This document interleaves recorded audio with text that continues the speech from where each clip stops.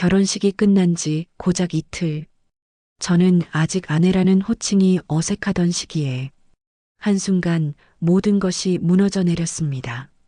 지혜 씨, 혼인신고하지 마요. 그리고 오늘은 집에 가지 마세요. 경찰서로 가야 합니다.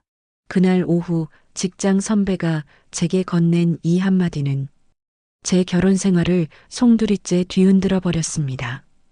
제가 사랑한 남자는 제가 믿어왔던 이름조차 진짜가 아니었으니까요. 그 전에 잠깐 이 이야기의 끝이 궁금하시다면 구독과 좋아요 눌러주시고 어디에서 보고 계시는지 댓글로 알려주세요. 영상 제작에 큰 도움이 됩니다. 안녕하세요. 저는 30대 초반의 평범한 회사원입니다. 지금부터 제가 겪은 이야기를 들려드리려 합니다. 아니, 겪었다고 말하기엔 아직도 저는 그날의 시간 속을 헤매고 있는 것 같습니다. 회사에 도착했을 땐 모두가 나를 축하해 주었어요. 결혼 축하해요. 드레스 너무 예뻤어요. 신랑분도 멋지던데요? 소개팅이었죠? 나는 그날 몇 번이고 웃으며 같은 말을 반복했습니다. 네, 소개팅이었어요. 처음 만난 건 딱 3년 전쯤이었죠. 그때까지만 해도 몰랐습니다. 그 사람과 함께한 지난 3년, 그 모든 순간이 단 하나의 거짓 위에 세워진 세계였다는 걸. 결혼식을 올린 지 이틀, 신혼여행도 미룬 채 우리는 각자의 일터로 복귀했습니다. 현실적이고 성숙한 부부로 출발하고 싶다던 우리의 선택이었죠. 아침 남편은 커피를 내리며 이렇게 말했습니다. 지혜야, 오늘 하루도 잘 다녀와. 저녁에 삼겹살 먹자. 그가 내준 텀블러를 들고 출근하던 그날 아침, 나는 너무도 평온한 마음으로 출근 버스 안에서 미소를 지었는데, 불과 몇 시간 후 내 앞에 선 직장 선배의 한마디는 그 미소를 다시는 되찾지 못하게 만들었습니다. 결혼식은 소박했지만 정말 따뜻했어요. 누군가는 웅장한 호텔 웨딩홀과 화려한 조명을 꿈꾸지만 저는 그저 서로의 얼굴을 마주보며 눈물도 웃음도 숨기지 않아도 되는 그런 결혼을 원했습니다. 작고 단정한 예식장, 어릴 적부터 함께 자라온 친구들, 그리고 우리 부모님과 시부모님까지. 그날은 정말 모든 게 꿈처럼 완벽했죠. 남편은 저보다 3살 위, 말수가 적고 조용한 사람이었어요. 그런데 이상하게도 말없이 곁에 있어주는 그 모습이 언제부턴가 제겐 누구보다 큰 위로가 됐습니다. 6개월 동안의 결혼 준비 기간 동안 우리는 단 한 번도 크게 다투지 않았습니다.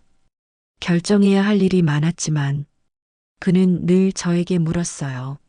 지혜는 어떻게 하고 싶어? 너한테 좋은 게 나한테도 좋아. 그 한마디가 얼마나 많은 감정을 누그러뜨렸는지 몰라요. 그렇게 믿고 의지한 사람이었습니다. 그래서였을까요? 신혼여행조차 기꺼이 미루기로 했어요. 우리는 결혼식 이틀 뒤 각자 일터로 복귀했습니다. 친구들은 다들 놀랐죠. 야, 진짜 신혼여행도 안 가고 출근해? 결혼한 사람 맞아? 너무 현실적이잖아. 하지만 저는 웃으며 말했어요. 괜찮아. 우리는 원래 현실적인 커플이었으니까. 사실 그런 내가 좋았어요. 달콤한 꿈보다는 서로의 삶에 자연스럽게 스며드는 그런 사랑. 그리고 그날 아침도 그렇게 평범하게 시작됐습니다.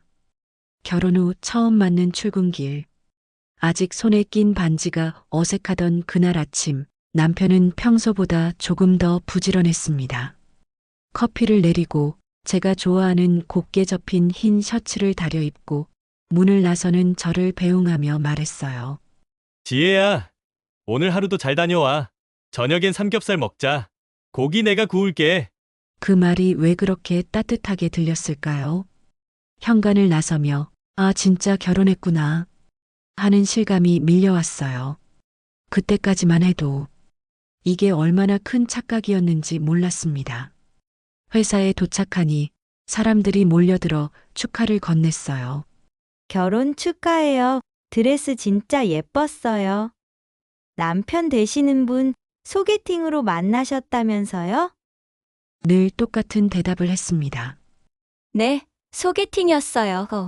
3년 전쯤요. 말은 늘 똑같았지만 속마음은 매번 조금씩 설렜어요.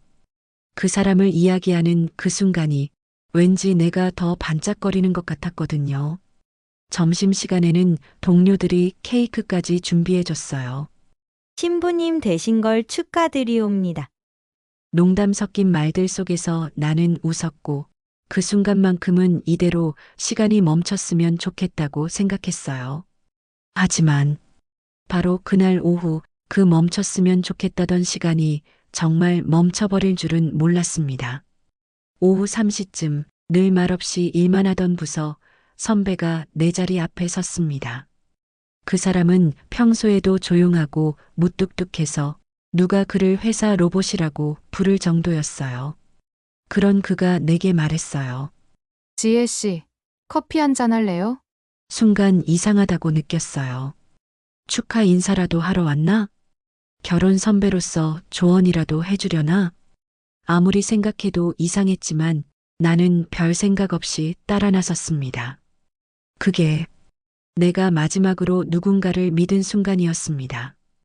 그 사람을 처음 만난 건 지금으로부터 정확히 3년 전 소개팅 어플이었습니다. 사람 많은 곳에서 무작정 누군가를 만난다는 게 왠지 무섭고 조심스럽던 시절이었어요. 그때 저는 혼자 사는 게 익숙해진 30대 초반의 여자였고 이제는 누군가를 만나야 할까 하는 조급함이 마음 한편에 고여있던 때였습니다. 그 어플에서 처음 그 사람의 프로필을 봤을 때 저는 이상하게 끌렸어요. 너무 잘생기지도 너무 흐릿하지도 않은 딱 괜찮다는 느낌의 사람. 마음의 속도를 존중할 수 있는 분을 찾고 있어요. 함께 있을 때 편안한 사람이면 좋겠습니다. 그 사람의 자기소개는 단정했고 말투도 어딘가 조심스러웠어요. 마치 스스로를 작게 만들어 상대가 편하게 느끼도록 하려는 것처럼 그게 오히려 저를 끌어당겼습니다. 조용하고 정돈된 믿음 가는 사람. 그 사람은 그렇게 제 삶에 들어왔습니다. 처음 만나기로 한 날 그는 저에게 이렇게 말했어요. 복잡한 데 말고 조용한 찻집 어때요? 사람 많은 곳은 불편할 수도 있잖아요. 그 말이 배려처럼 느껴졌습니다. 그날 그는 말이 많지는 않았어요.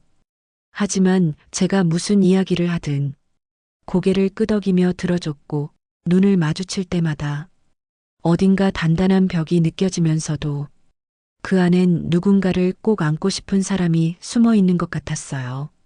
그 사람은 자주 먼저 연락을 하진 않았습니다. 하지만 제가 먼저 메시지를 보내면 늘 빠르게 성실하게 답을 했죠. 오늘 하루 어땠어? 힘든 건 없었어? 그 짧은 문장 하나에 저는 이유도 없이 위로받곤 했습니다. 우리는 그렇게 조금씩 가까워졌습니다. 주말이면 영화를 보거나 조용한 동네 식당에서 밥을 먹고 헤어질 땐 항상 집에 도착하면 톡조라는 말을 잊지 않았어요. 누구에게나 사랑은 한 번쯤 운명이라 불러보고 싶은 순간이 오잖아요. 저에게는 그 사람이 그랬습니다. 별다를 것 없이 시작된 만남이었지만 그는 어느새 제 일상에 스며들어 가장 익숙하고 가장 편안한 존재가 되어 있었습니다. 그런데 지금 돌아보면 이상한 순간들도 분명히 있었던 것 같아요. 예를 들어 제가 친구들과의 모임 사진을 올렸을 때 그는 늘 무심한 듯 묻곤 했어요. 그 친구 예전에 소개해준다고 했던 친구야? 지연이었나? 그 친구는 자주 만나?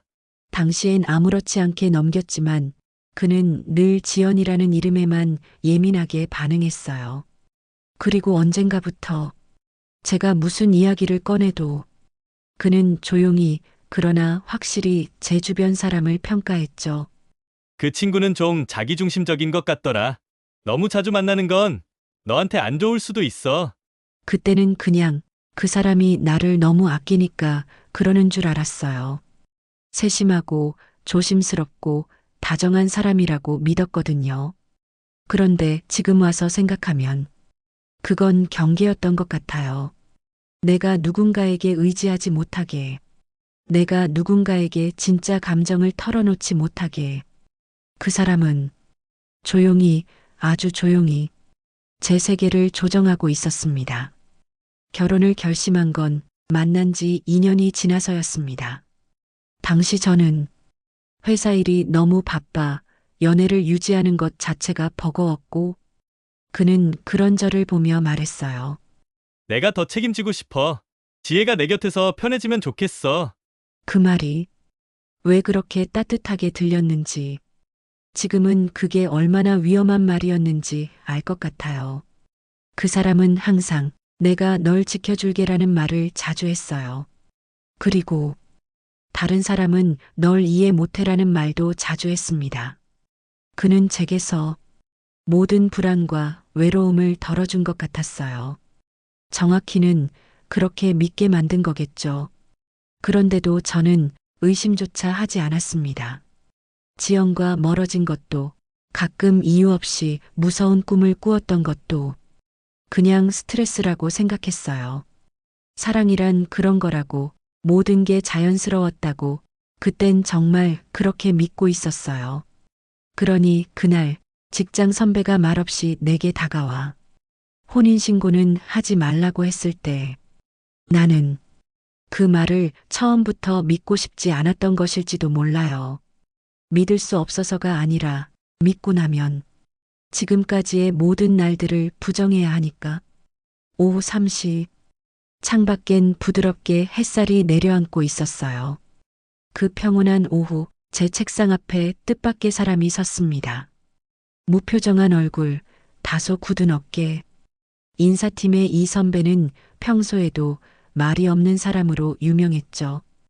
회의 시간에도 회식 자리에서도 딱 필요한 말 외엔 입을 여는 법이 없던 사람이었거든요. 그런 선배가 갑자기 저를 보며 말했습니다.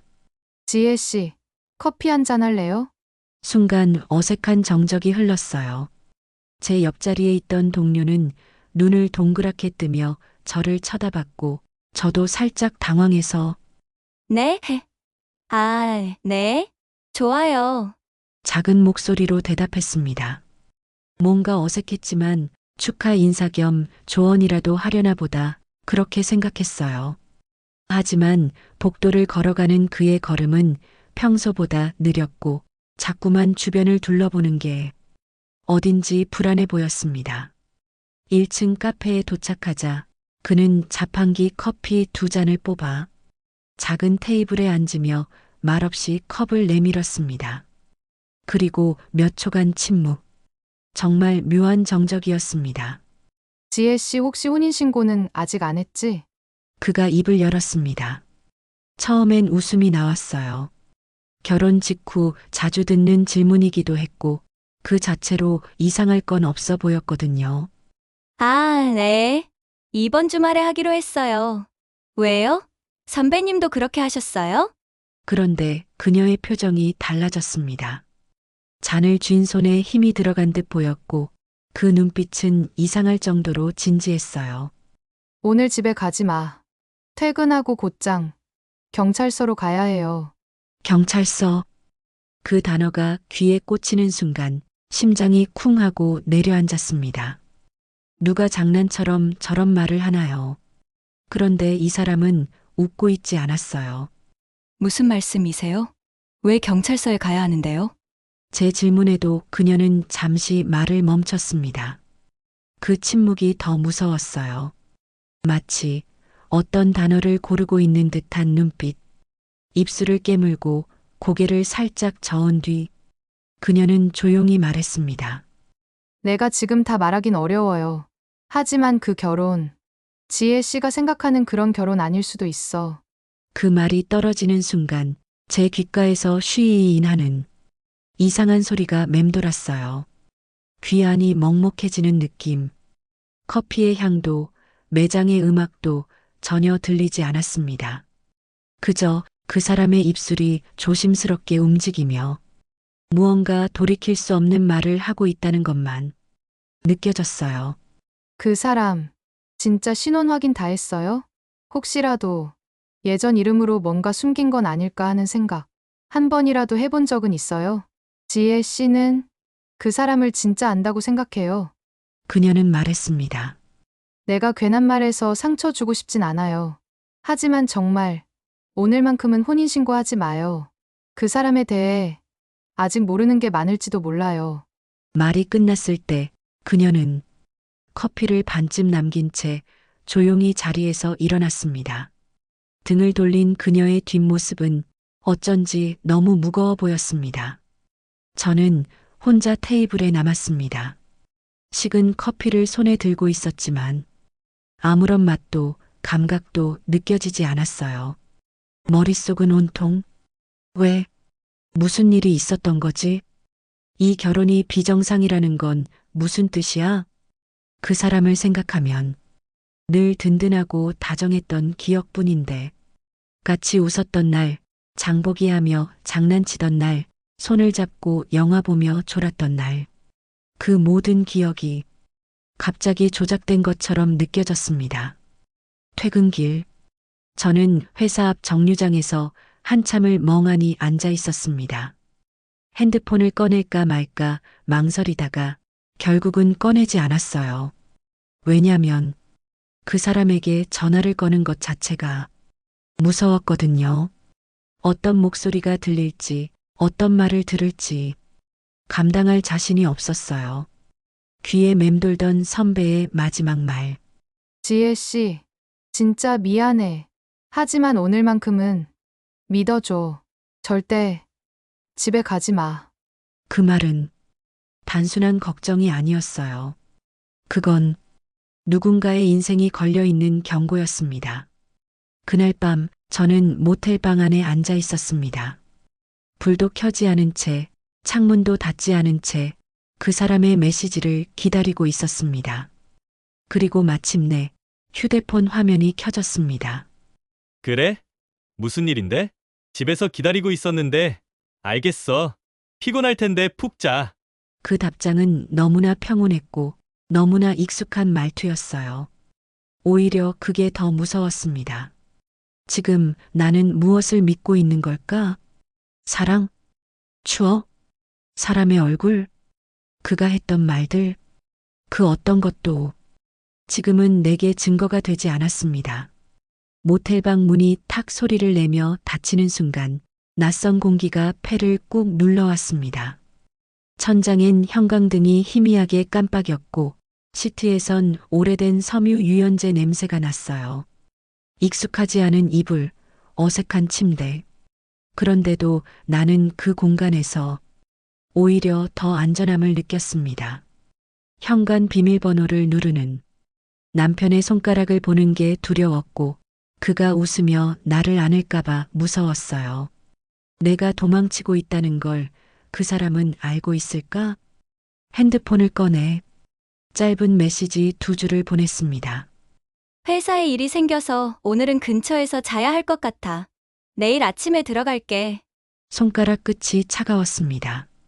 말을 아끼고 최대한 담담하게 썼지만 그 안에는 수많은 감정이 섞여 있었어요. 내가 이 사람을 의심하는 게 맞는 걸까? 아니면 괜한 상상에 휘둘리고 있는 걸까? 이 결혼 정상적인 결혼 아니야. 선배의 말이 귀에 맴돌았습니다. 그는 도대체 무슨 사실을 알고 있는 걸까요? 신고하지 말라고? 경찰서로 가라고? 너무 많은 질문이 머릿속을 맴도는데 어떤 것도 스스로 답을 내릴 수가 없었습니다. 남편은 메시지를 곧바로 읽었고 잠시 후 답장이 도착했습니다. 문자 속 그 사람은 여전히 다정했고 늘 그래왔던 것처럼 따뜻했습니다. 그래서 더 혼란스러웠어요. 이 다정함은 진짜였을까? 우리가 함께 웃었던 모든 순간이 하나의 연극이었던 건 아닐까? 나 혼자만 진심이었고 그 사람은 단 한순간도 마음을 열지 않았던 건 아닐까? 나는 커튼도 치지 않은 채 침대 모서리에 앉아 있었어요. 차마 누울 수가 없었습니다. 낯선 방의 침묵 속에서 내 마음속의 목소리가 점점 더 커졌어요. 지연이 왜 떠났을까? 그 친구는 항상 내 곁에 있었던 사람인데 결혼을 준비하던 그 무렵부터 조금씩 연락이 줄어들었고 어느 순간 자연스레 멀어졌죠. 그 친구는 너를 질투하는 것 같아. 너무 기대지 않는 게 좋을지도 몰라. 남편이 했던 말이 떠올랐어요. 그때는 그냥 그가 나를 보호하려는 줄 알았어요. 하지만 그게 고립이었다는 걸 이제서야 깨달았습니다. 나는 침대 머리맡 탁자에 남편과 함께 찍은 사진이 담긴 핸드폰을 엎어놨습니다. 그 화면을 보고 싶지 않았어요. 웃고 있는 우리, 그 사진 속 나는 너무 행복해 보였고 그 옆에 있는 남편은 지금 생각해보면 표정이 없는 사람이었습니다. 미소는 있는데 감정이 없었어요. 정확히 말하면 감정을 흉내낸 얼굴이었어요. 왜 이제야 그게 보이는 걸까? 왜 그땐 전혀 의심하지 않았을까? 너무 늦게 돌아서고 있는 내 자신이 바보처럼 느껴졌습니다. 그날 밤 나는 불도 켜지 않은 채 긴 시간 동안 눈을 감지도 못한 채 그 자리에 앉아 있었습니다. 누구에게도 연락할 수 없었고 어디로도 향할 수 없었습니다. 숨은 쉬고 있었지만 살고 있는 것 같진 않았어요. 그 사람에 대한 기억이 하나씩 하나씩 머릿속에서 부서졌고 마음속에 있던 단단한 돌덩이가 서서히 모래처럼 흩어지기 시작했습니다. 그리고 그때였습니다. 띵! 휴대폰에 알림이 도착했습니다. 회사 메일, 보낸 사람 익명, 발신 주소도 이름도 없는 수상한 메일이었습니다. 제목은 단 한 줄. 그 사람 진짜 박윤호 맞습니까? 순간 등줄기에 차가운 땀이 흘렀습니다. 숨을 크게 들이쉬고 떨리는 손으로 메일을 열었습니다. 본문은 아주 짧고 간결했어요. 그 어떤 인사말도 이름도 없이 딱 3문장. 3년 전 그는 다른 이름을 쓰고 있었습니다. 당신이 누구와 함께 있는지 더 늦기 전에 알아야 할 겁니다. 그 사람은 본인을 숨기는데 익숙한 사람입니다. 잠시 눈이 흐려졌습니다. 이건 누군가의 장난일까? 아니면 정말로 나에게 경고를 보내는 걸까? 메일엔 첨부 파일도 없었고 답장을 보낼 수 있는 주소조차 없었습니다. 그냥 의도만 남긴 문장들. 경고인지 위협인지 아니면 그저 사실을 알리려는 누군가의 마지막 용기인지. 이 메일은 왜 내게 도착한 걸까? 그리고 누가 보낸 걸까? 머릿속에 떠오른 첫 번째 이름은 선배였습니다. 그 사람은 무언가 알고 있었어요. 하지만 입을 다물었고 지금은 말할 수 없다고 했었죠. 그 말의 의미는 말하면 위험할 수도 있다는 뜻이었을까요? 메일을 보낸 사람이 그 선배가 아니라면 그럼 또 누가? 나는 침대에 걸터 앉아 핸드폰을 손에 쥐고 화면을 껐다 켰다 반복했습니다. 이건 내 착각이 아니다. 가슴이 쿵쾅거렸고 속이 울렁이기 시작했어요. 등에서는 땀이 났고 손바닥은 축축하게 젖어갔습니다. 이건 누가 봐도 평범한 결혼이 아니었습니다. 메일을 읽고 난 뒤 저는 며칠 동안 제대로 잠을 잘 수가 없었습니다. 머릿속에서 수많은 가능성이 오갔고 남편의 이름을 곱씹을수록 더 낯설게만 느껴졌습니다. 결국 저는 한 사람을 떠올렸습니다. 정민 선배였습니다. 정민 선배는 제 얼굴을 한참 바라보다가 조심스럽게 입을 열었습니다. 평소와 달리 웃지도 않았고 손에 들고 있던 종이컵을 몇 번이고 돌리기만 했습니다. 지혜 씨 혹시 서민재라는 이름 들어본 적 있으세요? 저는 고개를 저었습니다. 처음 듣는 이름이었습니다. 그런데 그 이름을 말하는 선배의 눈동자가 자꾸 떨리는 게 묘하게 불안하게 느껴졌습니다.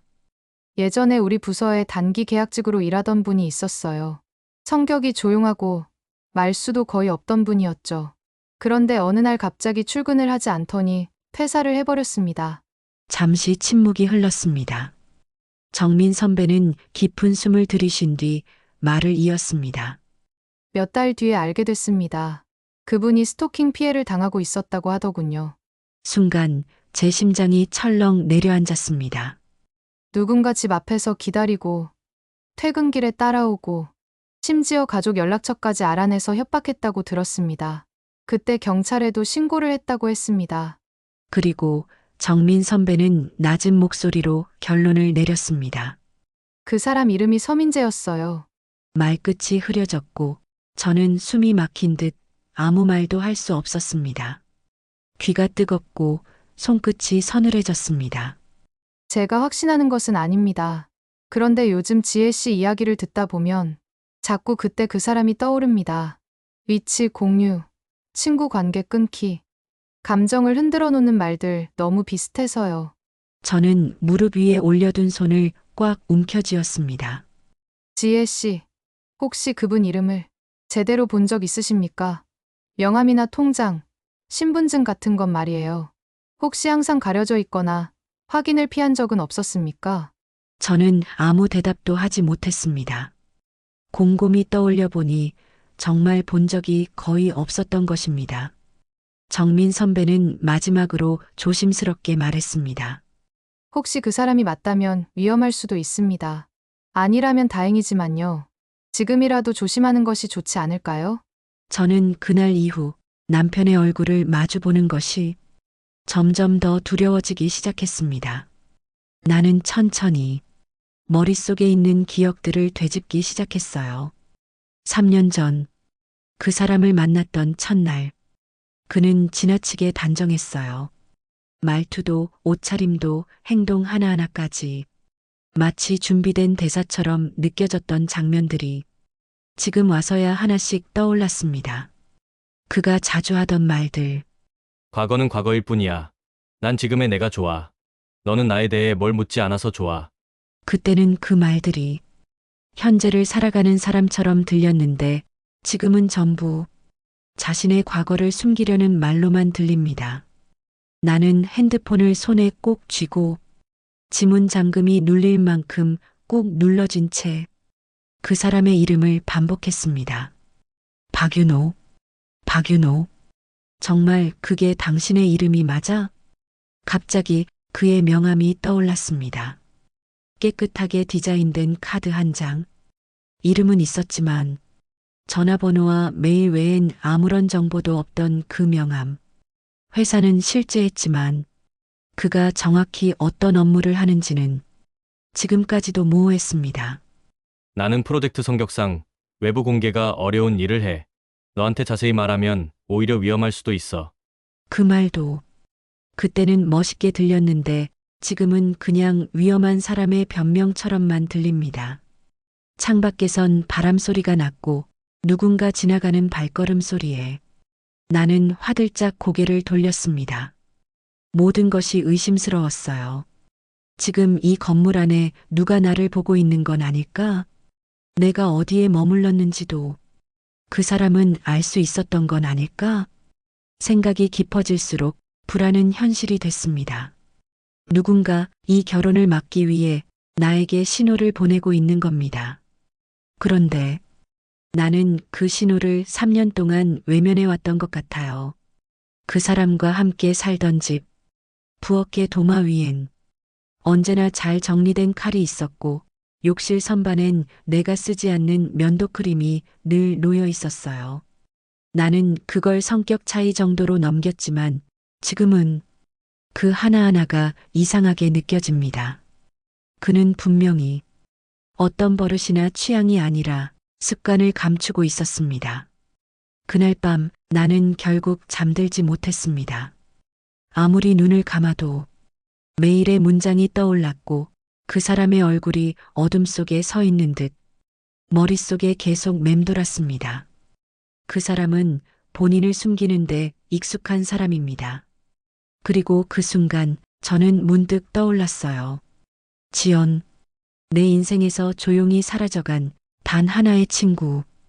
그 사람과 멀어지기 시작한 시점과 남편과의 관계가 깊어지던 시점이 너무도 정확하게 맞아떨어졌다는 걸. 지연과 연락이 끊겼던 그날, 그녀는 마지막으로 이런 메시지를 보냈습니다. 윤호 씨 되게 자상해 보이긴 하는데, 너 진짜 괜찮은 거지? 나는 그 메시지를 남편에게 보여줬고 그는 조용히 웃으며 말했었죠. 자상해 보이긴 하는데 그 말 왜 이렇게 기분 나쁘게 들리지? 그날 이후 나는 지연을 점점 피하기 시작했습니다. 이상하게 그렇게 되더라고요. 하지만 지금은 압니다. 그건 내 의지가 아니었습니다. 그 사람은 내가 누굴 믿을 수 있는지조차 조용히 은근히 조종하고 있었던 거예요.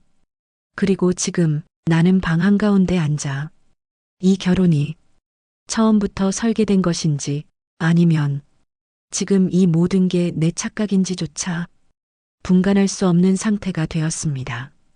메일을 보내온 사람이 누군지 어떤 목적이었는지는 아직 알 수 없어요. 하지만 단 하나는 확실합니다. 나는 그 사람에 대해 전부 알지 못한 채 결혼을 해버렸다는 것. 사람은 고립되는 순간까지 자신이 고립됐다는 사실을 모릅니다. 저도 그랬습니다. 지연은 제 인생에서 가장 오래된 친구였습니다. 초등학교 때부터 늘 함께였고 대학도 같은 지역에서 다녔으며 어릴 적부터 나누지 않은 이야기가 없었죠. 처음 윤호를 소개했을 때도 가장 먼저 보여준 사람이 지연이었습니다. 좀 조용한 사람이야. 그런데 정말 착해. 그렇게 말했던 제게 지연은 잠시 생각하다 조심스럽게 웃으며 말했죠. 응, 말수가 적은 사람이 꼭 속이 깊은 건 아니잖아. 그때 저는 그 말이 마음에 걸렸습니다. 그리고 그 이야기를 그날 밤 윤호에게 했었죠. 지연이가 좀 그러더라. 당신이 너무 말이 없어서 낯설다고. 그는 웃지도 화내지도 않았습니다. 그저 물끄러미 저를 보다가 잔을 내려놓고 말했습니다. 그 친구 너한테 항상 간섭 많지 않았어? 사람은 자기가 불행하면 남의 행복을 못 본다고 하더라. 그 말이 묘하게 마음에 남았습니다. 그렇게 말하는 윤호가 서운하기도 했지만 한편으로는 그럴 수도 있겠다는 생각이 들게 만들었어요. 나는 점점 지연에게 작은 감정을 숨기게 됐고 어느 순간부턴가 내 결혼은, 내 감정은 나 혼자 지켜야 하는 것처럼 느껴졌습니다. 지연은 그렇게 내 인생에서 조금씩 사라졌습니다. 하루는 문득 지연이 보낸 긴 메시지를 받았어요. 장문의 글이었고 분명히 망설인 흔적이 느껴졌습니다. 지혜야, 너 진짜 괜찮은 거지? 나 그냥 좀 걱정돼서 그래. 윤호 씨 말인데, 미안한데, 나 그 사람 눈빛이 좀 이상하더라. 내가 알던 사람이 맞는지도 난 잘 모르겠어. 그 메시지를 읽는 순간 머리가 띵했습니다. 왜일까요? 걱정의 말이었는데도 저는 그 순간 지연이 나를 공격하는 것처럼 느껴졌습니다. 그리고 나는 그 메시지를 윤호에게 그대로 보여줬습니다. 그날 밤 윤호는 말없이 휴대폰을 내려놨습니다. 그리고 조용히 말했죠. 나는 지혜를 믿는데 지혜는 날 못 믿는 친구를 믿는구나. 말은 짧았지만 그 말의 무게는 너무 컸습니다. 그때부터였습니다. 나는 지연과의 연락을 피했고 소소한 일도 말하지 않게 됐습니다. 지연이 마지막으로 내게 전화한 날 나는 받지 않았습니다. 그날 밤 윤호가 제 손을 꼭 잡고 말했습니다. 사람은 결국 옆에 있는 사람을 믿고 살아야 해. 외부 소음에 휘둘리면 둘 다 흔들려. 그 말이 너무 강하게 박혀 나는 다시는 지연을 찾지 않았습니다. 그리고 얼마 뒤 지연은 이사를 갔고 내 삶에서 완전히 사라졌습니다. 나는 그때까지도 몰랐어요. 그게 고립이라는 걸, 내가 누군가의 울타리 안에 갇히고 있다는 걸, 누군가가 조용히 내 인간관계를 잘라내고 있었다는 걸, 그때는 잘 몰랐습니다. 아니, 어쩌면 모른 척했던 걸지도 모르겠습니다. 그 사람이 저를 천천히 감싸던 방식이 어딘가 조금씩 이상했다는 걸, 하루는 회사에서 야근을 한 뒤였습니다.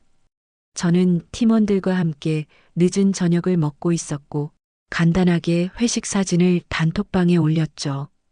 평소처럼 윤호에게도 늦게 들어갈게라는 메시지를 보냈는데 답이 없었습니다. 그런데 1시간쯤 뒤 식당 문이 열리더니 윤호가 그 안으로 들어왔습니다. 회사 근처라고 해서 한번 들러봤어. 근처에 일이 있었거든. 그 말은 자연스러웠지만 그 순간 문득 떠올랐습니다. 회사 근처라는 말을 저는 하지 않았다는 것. 오히려 단톡방에는 지점명도 가려서 사진만 올렸고 윤호에게는 늦게 들어간다는 말밖에 하지 않았거든요. 여기 어떻게 알았어? 제가 웃으며 묻자 윤호는 순간적으로 미세하게 굳어진 얼굴로 말했습니다. 아, 그랬나?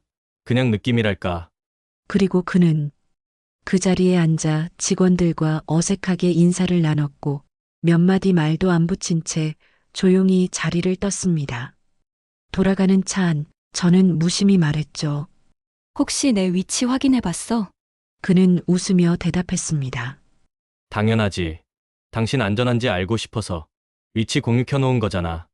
그때는 그 말이 다정하게 느껴졌습니다. 그리고 또 한 번은 지연을 만났던 날이었습니다. 오랜만에 카페에서 둘이 이야기를 나눴고 지연은 제게 조심스럽게 말했죠. 지혜야, 넌 요즘 좀 달라졌어.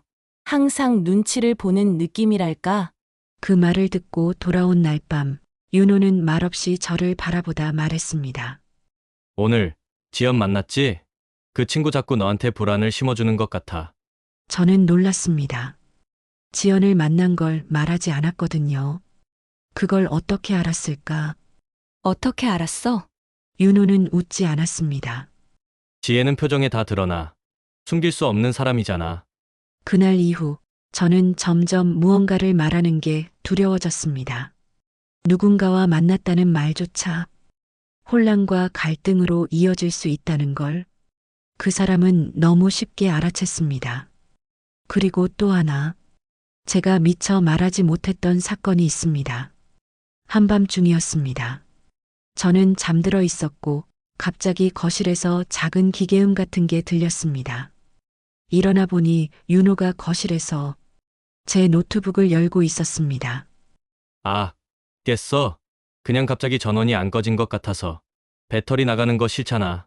그 말은 자연스러웠지만 그 사람은 평소에 노트북을 건드리는 일이 없었고 노트북 비밀번호도 알려준 적이 없었습니다. 그리고 며칠 뒤 노트북의 브라우저 기록이 모두 지워져 있었습니다. 그 모든 장면들, 그 모든 작은 이상함이 그때는 아무것도 아니라고 넘겼습니다. 왜냐하면 그는 언제나 다정했고 싸움을 피했고 제게 큰 소리 한 번 친 적이 없었기 때문입니다. 그런데 지금은 압니다.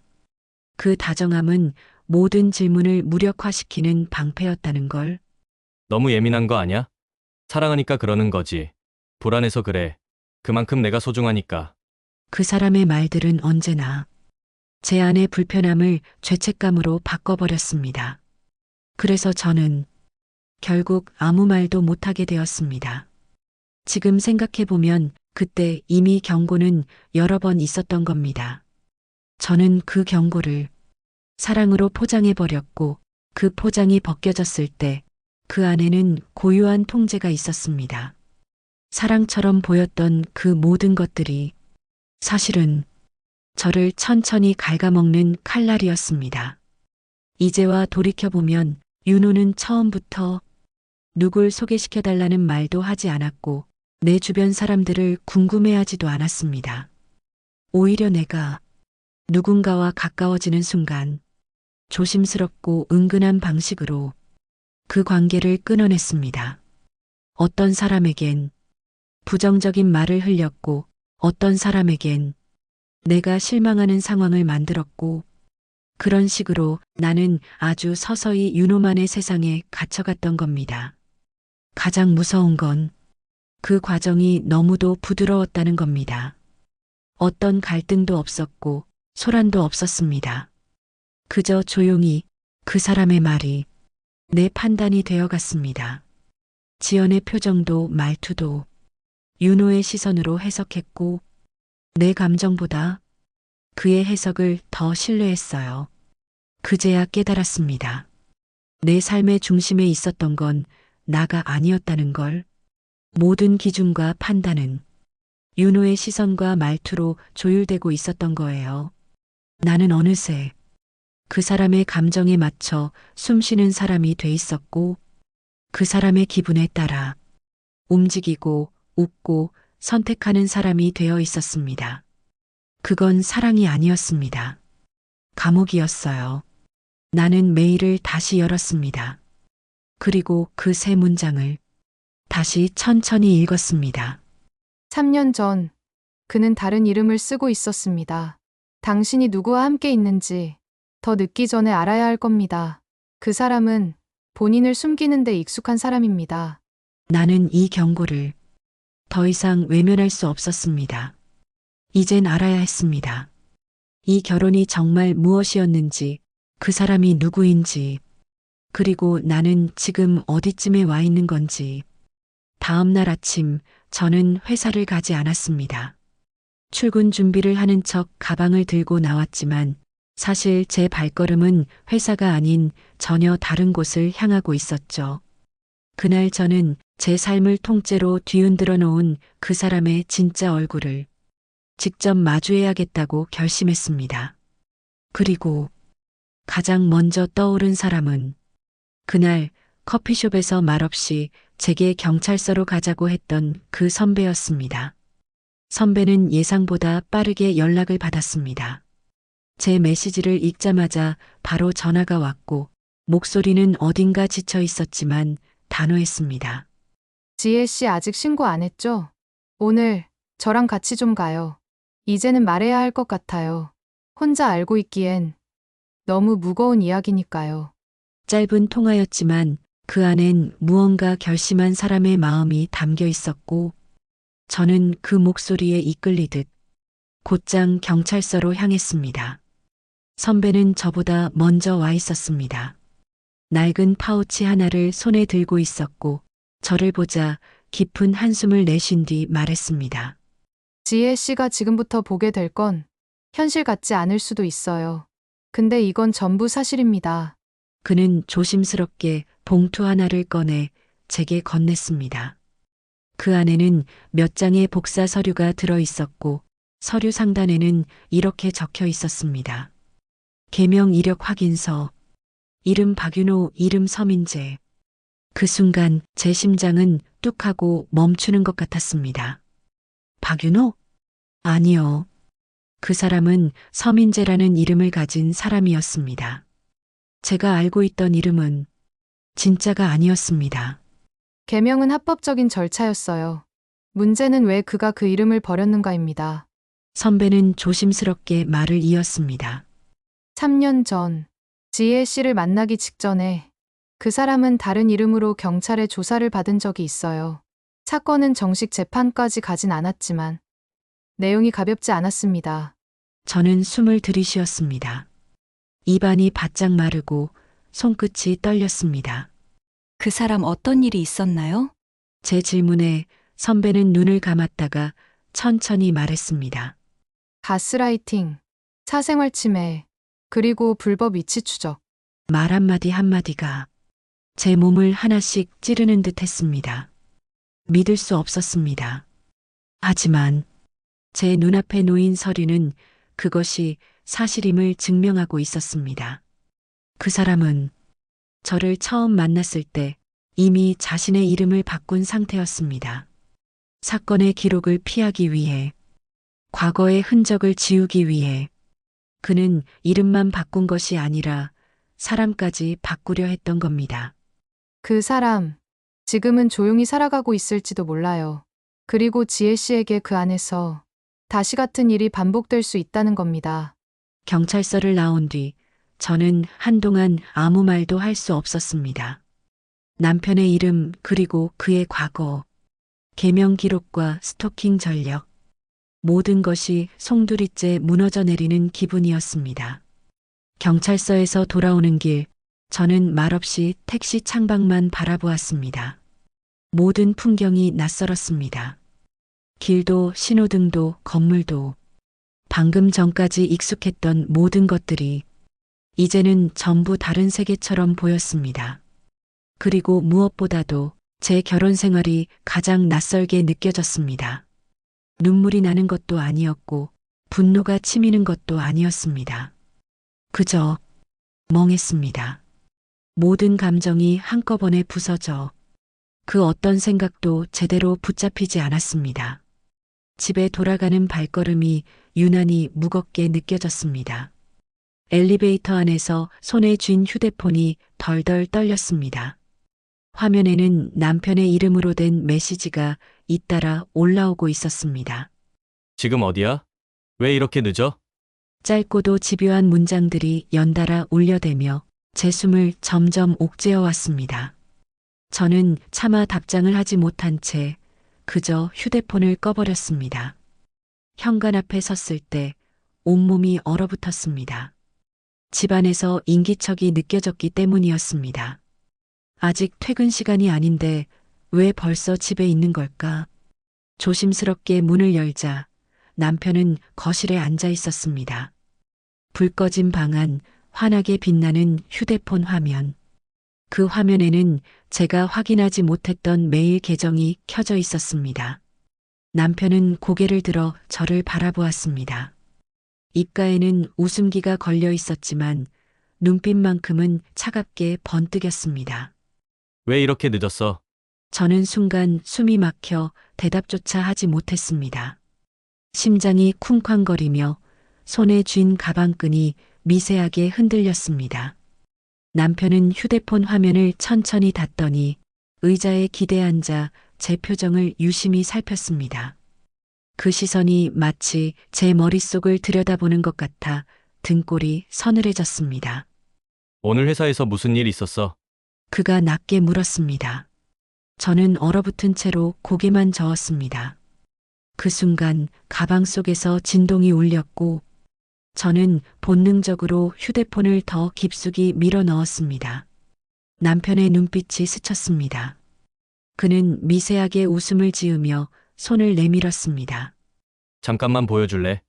뭐 숨기는 거 있지 않아?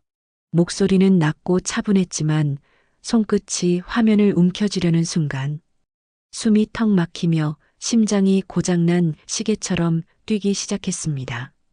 저는 간신히 몸을 틀어 휴대폰을 가방 깊숙이 넣은 뒤 방으로 발걸음을 옮겼습니다. 남편의 시선이 끝까지 따라붙고 있다는 것을 등 뒤로 똑똑히 느낄 수 있었습니다. 그리고 그 순간 머릿속에 정민 선배의 목소리가 맴돌았습니다. 혹시 그게 그 사람이라면 위험할 수도 있어요. 며칠 뒤 저는 친구 지연을 다시 만났습니다. 오랫동안 멀어졌던 사이였지만 이번 일로 저는 그 누구보다 그녀의 곁이 필요하다는 걸 깨달았습니다. 너 없어지는 줄 알고 정말 무서웠어. 지연은 제 손을 꼭 잡으며 말했습니다. 저는 고개를 끄덕이며 겨우 대답했습니다. 나도 이제야 알겠어. 혼자가 아니어야 한다는 걸. 저는 지금도 휴대폰 알림음이 울릴 때마다 가슴이 철렁 내려앉곤 합니다. 하지만 예전처럼 혼자가 아닙니다. 누군가의 경고에 귀 기울이고 곁에 있는 사람들의 손을 붙잡을 수 있으니까요. 하지만 그날 이후로도 그 메일을 누가 보낸 것인지는 끝내 알 수 없었습니다. 지금도 휴대폰 알림음이 울릴 때면 가슴이 철렁 내려앉곤 합니다. 불 꺼진 집에 들어설 때면 등 뒤에서 여전히 누군가의 시선을 느끼기도 합니다. 그 사람의 말들이 머릿속에서 다시 반복됐습니다. 나는 지금의 내가 좋아. 과거는 묻지 않았으면 좋겠어. 너는 나에 대해 의심하지 않아서 더 좋아. 그땐 그 말들이 믿음에 대한 고백처럼 들렸습니다.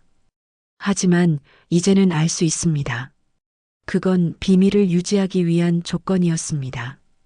그가 제게 보여줬던 다정함, 그가 웃으며 건넸던 따뜻한 말들, 그가 조용히 챙겨줬던 배려와 위로들, 그 모든 것들이 신뢰를 쌓기 위한 연기였다는 사실을 인정해야 했습니다. 저는 그 사람을 사랑했지만 그 사람은 저를 어쩌면 이용하고 있었던 것일지도 모릅니다. 그의 집착은 조용했습니다. 목소리를 높이지 않았고 물건을 부수거나 저를 위협하지 않았습니다. 대신 저를 고립시켰고 저의 판단을 교묘히 흔들었고 제 주변 사람들과의 관계를 조용히, 아주 조용히 끊어냈습니다.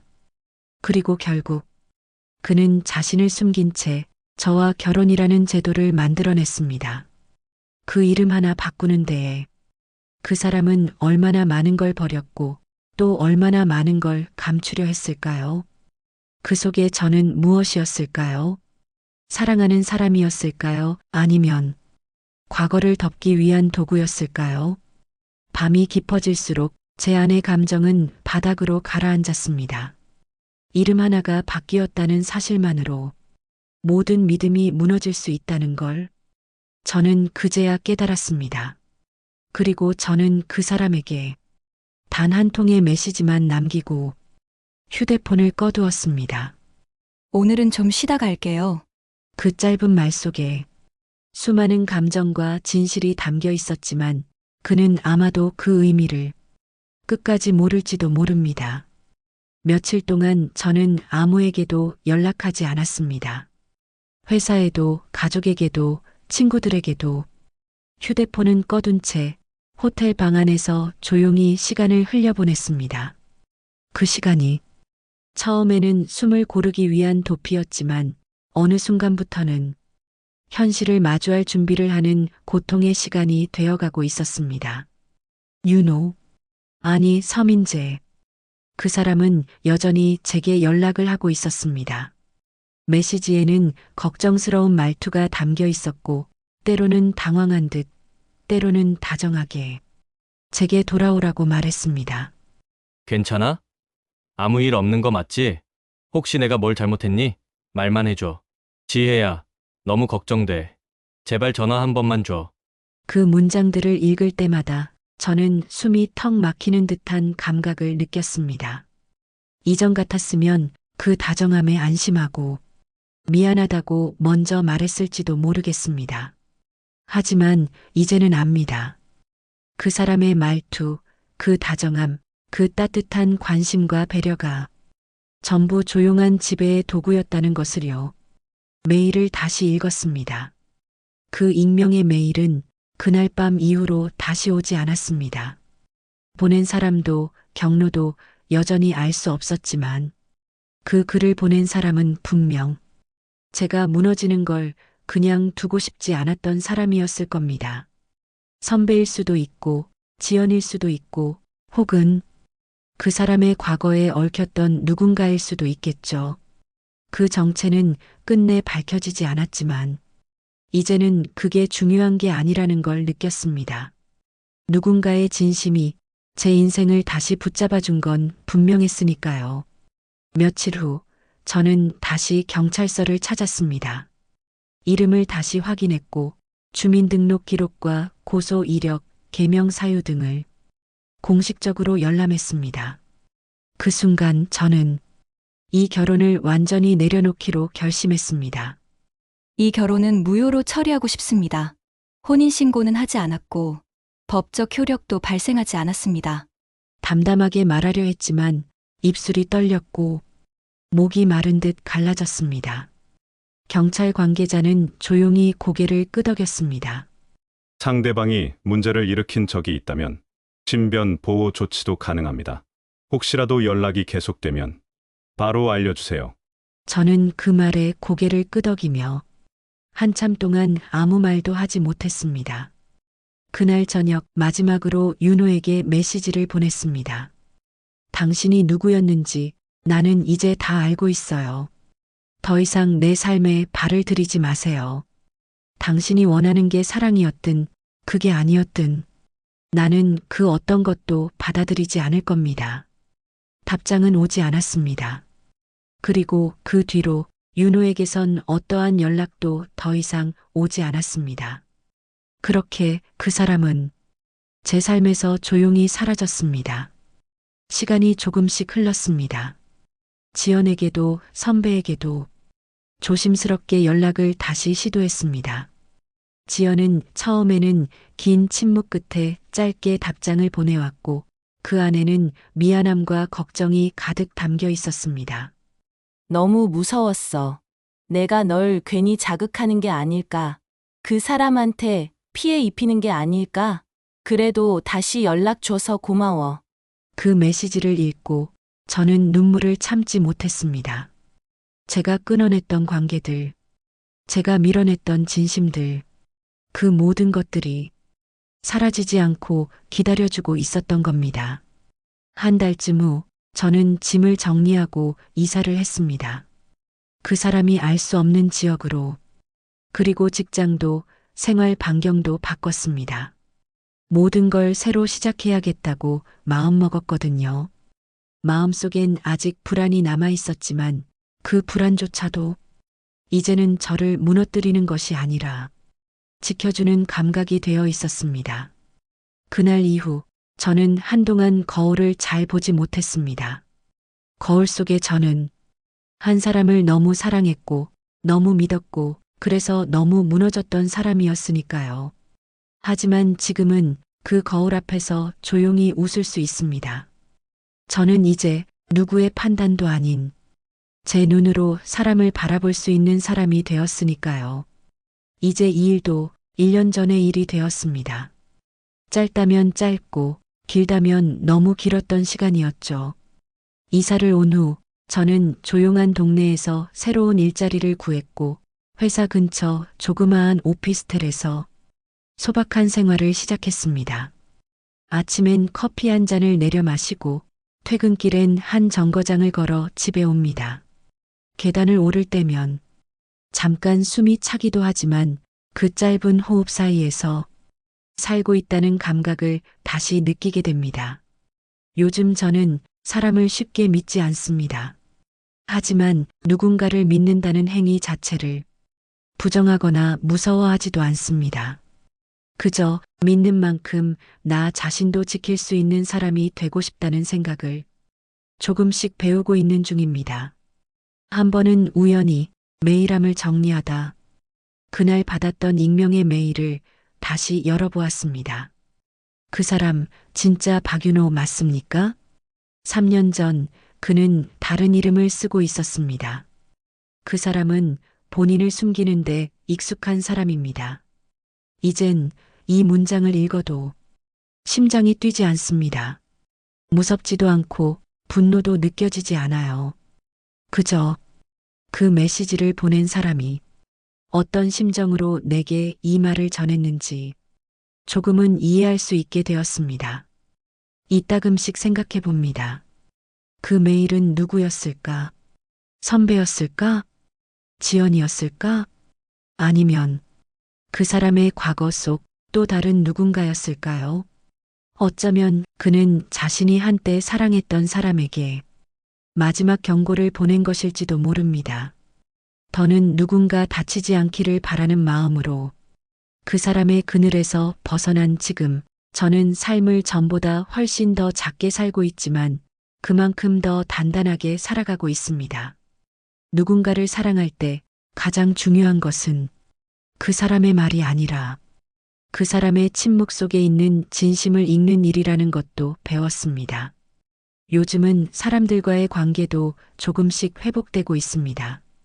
지연과는 한 달에 한두 번씩 통화를 하고 가끔은 같이 밥을 먹습니다. 그녀는 여전히 조심스럽게 제 안부를 묻고 저는 이제 편안한 목소리로 웃을 수 있습니다. 선배와도 다시 마주 앉은 적이 있었습니다. 그날 그녀는 조용히 커피잔을 들며 말했습니다. 처음엔 내가 나서는 게 맞는 건지 많이 망설였어요. 근데 지금 지혜 씨 모습 보니까 그때 잘한 선택이었던 것 같아요. 그 말을 듣고 저는 고개를 끄덕였습니다. 삶은 생각보다 단순하고 사람의 진심은 가끔은 너무 작게 흘러서 놓치기 쉽습니다. 하지만 그 작은 조각 하나가 한 사람을 구할 수도 있습니다. 그날의 매일 한 통처럼요. 이 이야기를 이렇게 꺼내는 데까지 참 오랜 시간이 걸렸습니다. 말로 꺼내려 하면 목이 메이고 글로 쓰려 하면 손이 멈췄습니다. 하지만 지금은 조금은 말할 수 있을 것 같습니다. 그 사람을 사랑했던 저도, 그 사람에게서 도망쳤던 저도 모두 저였습니다. 그 누구도 그 시간 속에 저를 대신해 살 수는 없었습니다. 이제 저는 다시 지혜라는 이름으로 살아가고 있습니다. 하지만 거울 속 제 얼굴을 마주할 때면 그가 남긴 그림자가 아직도 희미하게 웃고 있는 듯 보입니다. 그리고 저는 이제 압니다. 그 그림자와 싸우는 건 오직 제 자신뿐이라는 걸. 그리고 언제가 될지 모르지만 다시 누군가를 믿게 되는 날이 온다면 그땐 두렵지 않게 다가가고 싶습니다. 저는 제가 어떤 고통을 견뎌냈는지 알고 있고 그걸 이겨낸 저를 이젠 사랑할 수 있으니까요. 혹시 여러분도 누군가의 말 한마디 혹은 작은 행동 하나에 의문을 느껴본 적이 있나요? 그건 어쩌면 무언가가 잘못되어 가고 있다는 신호일지도 모릅니다. 끝까지 귀 기울여 들어주셔서 진심으로 감사드립니다.